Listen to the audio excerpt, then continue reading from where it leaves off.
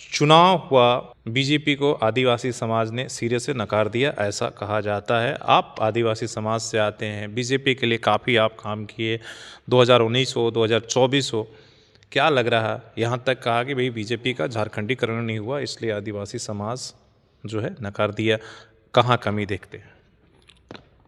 इस बार जो हेमंत सोरेन का जो प्रकरण हुआ, उनका जेल जाना झारखंड मुक्ति मोर्चा के लिए एक बड़ा अपॉर्चुनिटी लेके आया। यदि वो जेल नहीं जाते तो मेरा ये पूरा मानना है झारखंड मुक्ति मोर्चा साफ हो जाती।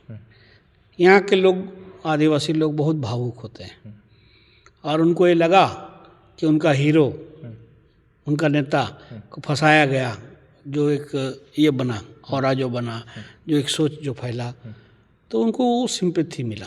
और उस दरमियान में उनकी पत्नी का बाहर आना, राजनीति में आना, उनका आंसू बहाना, उनका जो भी चीज़ों को रखना, उन लोगों ने सही तरीके से उसको रखा, अच्छा उन्होंने भुंजाया उस चीज़ों को, उसका लाभ मिला।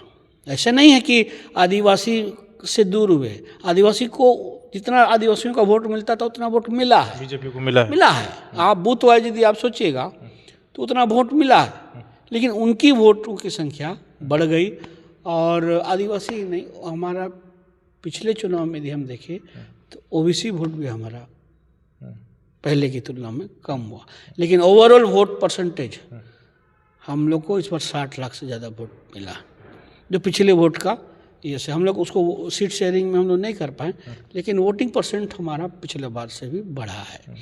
और उनका अलायंस ग्रुप ये हो गया, इंटैक्ट रहा, और एक निर्दलीय का, एक समाज का, एक पूरे राजनीतिक झारखंड के राजनीति में एक समुदाय पूरी तरह अपना रास्ता चला।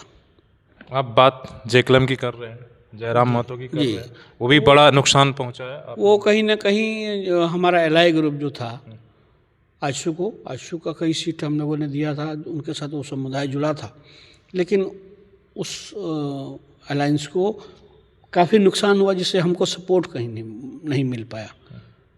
तो जो सपोर्ट चाहिए था, और वो समुदाय एक तरफा अपने हिसाब से चला, जिससे कहीं ना कहीं हमारा ये हुआ। और शहरी इलाका में भी जिस ओबीसी वोट्स भी संथाल परिणाम में हमारा ट्राइबल वोट बढ़ा है, लेकिन ओबीसी वोट हमारा घट गया। तो इन सब चीज़ें हैं, हम लोग समीक्षा किए हैं। और